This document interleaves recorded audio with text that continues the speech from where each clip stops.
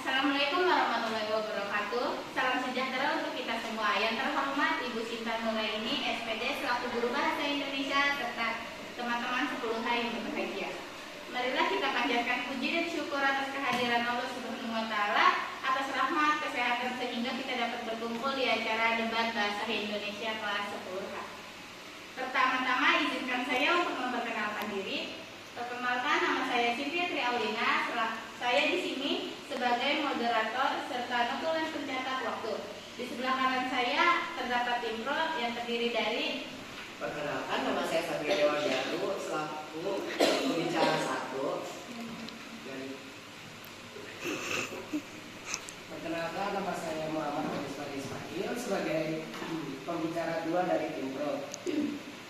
Perkenalkan, nama saya Reka Isolihat, pembicara 3 dari tim pro.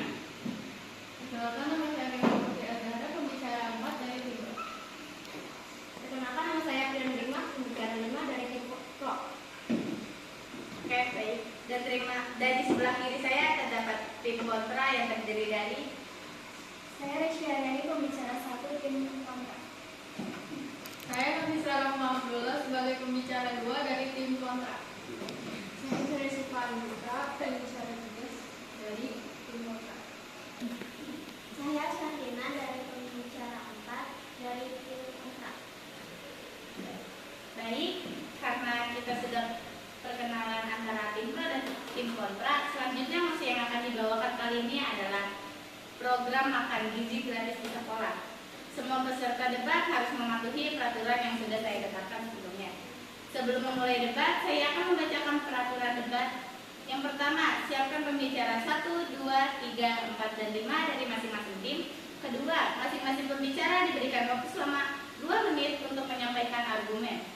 Ketiga, masing-masing tim diberikan waktu selama 2 menit untuk melontarkan pertanyaan. Yang terhormat, Ibu Guru serta teman-teman yang berbahagia, dengan mengucapkan Bismillahirrahmanirrahim, maka acara debat bahasa Indonesia antara tim pro dan tim kontra saya nyatakan dibuka. Selanjutnya, pembicara 1 dari tim pro silakan menyampaikan argumennya.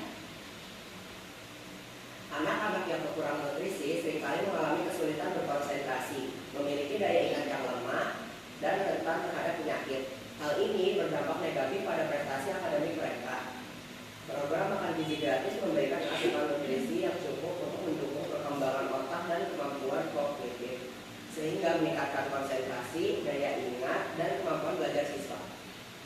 Baik, terima kasih kepada pembicara 1 dari tim pro sudah menyampaikan argumennya. Selanjutnya saya persilakan pembicara 2 dari tim pro menyampaikan argumennya.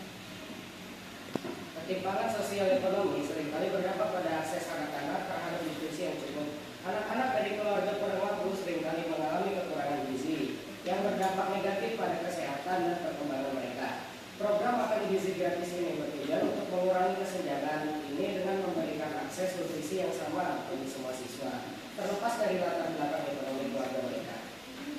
Baik, terima kasih kepada pembicara 2 dan tim pro sudah menyampaikan argumennya. Selanjutnya saya persilakan pembicara 3 dari tim pro menyampaikan argumennya. Kekurangan gizi dapat menyebabkan berbagai masalah kesehatan, baik fisik maupun mental. Anak-anak yang kekurangan nutrisi lebih rentan terhadap penyakit, memiliki sistem imun yang lemah, dan berisiko mengalami gangguan pertumbuhan. Program makan gizi gratis membantu mencegah masalah kesehatan ini dengan memberikan asupan nutrisi yang seimbang dan bergizi. Terima kasih kepada pembicara 3 dari tim pro sudah menyampaikan argumennya. Selanjutnya saya persilakan pembicara 4. Kelaparan dapat menjadi penghalang utama bagi anak-anak untuk bersekolah. Anak-anak yang lapar seringkali merasa lemas, lesu, dan sulit berkonsentrasi di kelas. Mereka juga lebih mungkin untuk absen dari sekolah atau bahkan putus sekolah. Program makan gizi gratis membantu mengatasi masalah ini dengan memastikan bahwa anak-anak memiliki energi dan nutrisi yang cukup untuk bersekolah setiap hari. Terima kasih kepada pembicara 4 dari tim pro sudah menyampaikan argumennya. Selanjutnya saya persilakan pembicara 5 dari tim pro menyampaikan argumennya. Program makan gizi gratis dapat dirancang untuk mendukung perekonomian lokal dengan memberi bahan makanan dari petani dan produsen lokal. Hal ini dapat meningkatkan pendapatan petani, menciptakan lapangan kerja, dan mendorong pertumbuhan ekonomi di daerah pedesaan.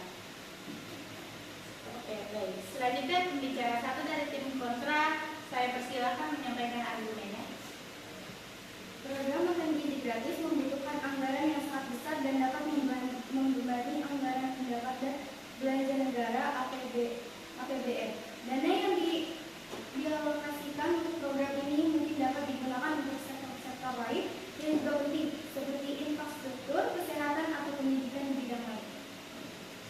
Terima kasih kepada pembicara satu dari tim kontra sudah menyampaikan argumennya. Selanjutnya saya persilahkan pembicara dua dari tim kontra menyampaikan argumennya.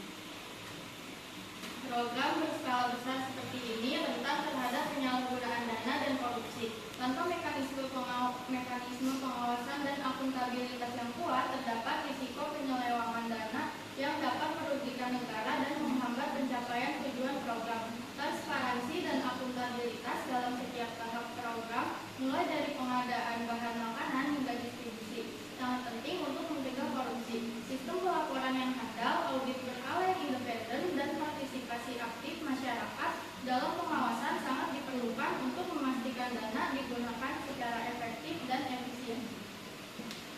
Terima kasih kepada pembicara dua dari tim kontra sudah menyampaikan argumennya. Selanjutnya saya persilakan pembicara tiga dari tim kontra menyampaikan argumennya. Tidak semua sekolah, terutama di daerah terpencil, memiliki infrastruktur yang memadai untuk menyimpan, mengolah, dan mendistribusikan makanan.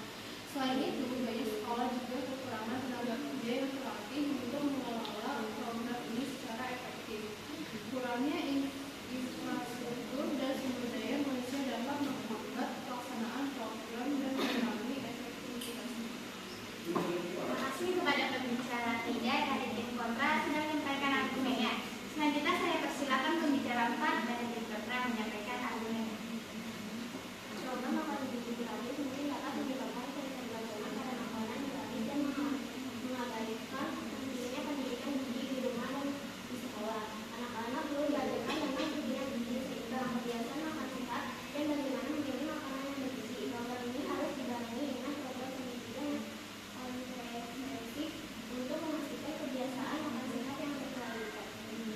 Oke, baik, karena masing-masing tim telah memberikan argumennya masing-masing, selanjutnya saya berikan kesempatan untuk melontarkan sanggahan kepada argumen lawan. Masing-masing kelompok saya berikan waktu 2 menit, dimulai dari tim pro terlebih dahulu. Silakan kepada tim pro untuk memberikan komentar atau sanggahan kepada tim kontra. Saya akan menyanggah argumen pembicara satu dari tim kontra, yaitu katanya program makan gratis ini membutuhkan anggaran yang sangat besar dan dapat membebani APBN negara. Memang iya, tapi pemerintah pasti sudah menentukan anggaran tersebut, yang mana anggaran untuk program itu, yang mana anggaran untuk infrastruktur pembangunan, dan anggaran lainnya. Sudah cukup. Baik, terima kasih untuk sanggahannya dari tim pro. Saya persilakan untuk tim kontra memberikan sanggahan atau komentar untuk tim pro. 2 menit dari sekarang. Baik, saya akan menjawab sanggahan dari tim pro.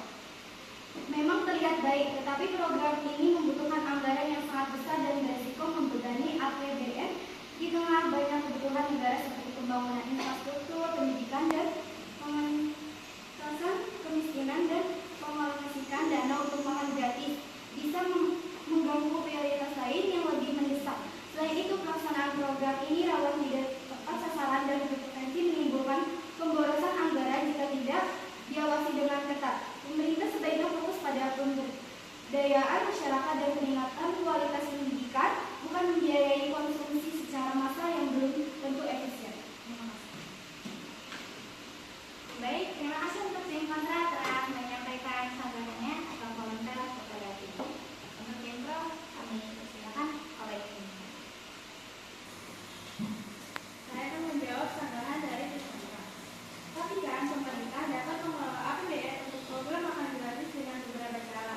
Di antaranya yaitu ada realokasi anggaran dari pos lain, meningkatkan efektivitas penerimaan negara,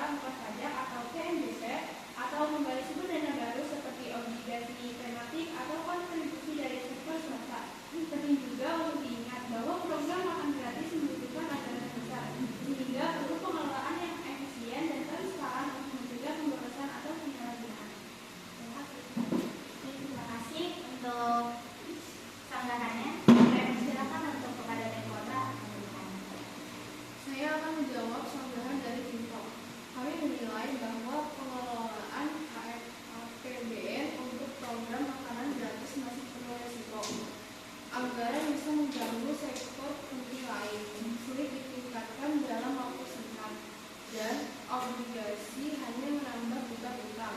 Selain itu, pengawasan anggaran masih lemah, sehingga rawan pemborosan dan korupsi. Maka program ini belum tepat dilaksanakan dalam kondisi fiskal saat ini.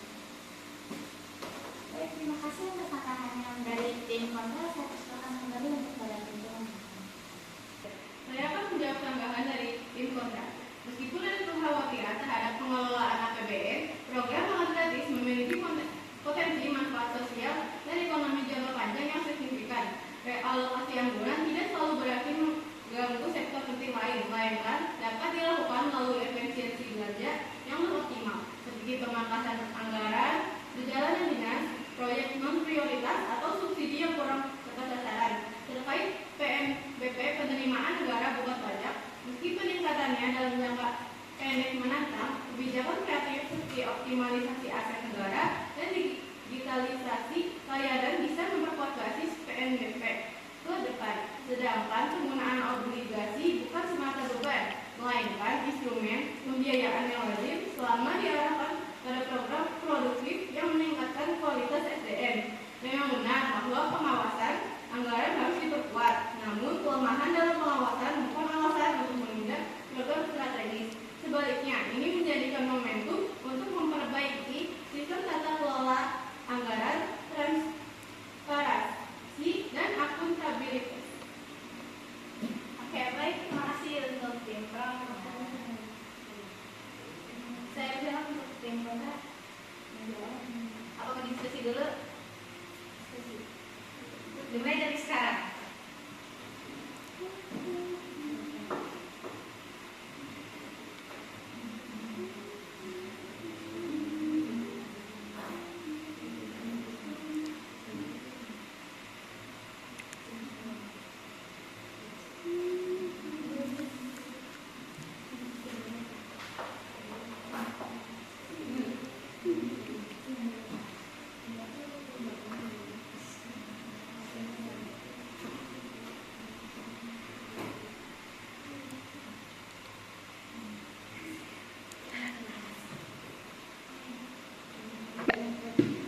Baik, karena waktunya sudah habis, apakah dari tim kontra memberikan tambahan untuk tim pro?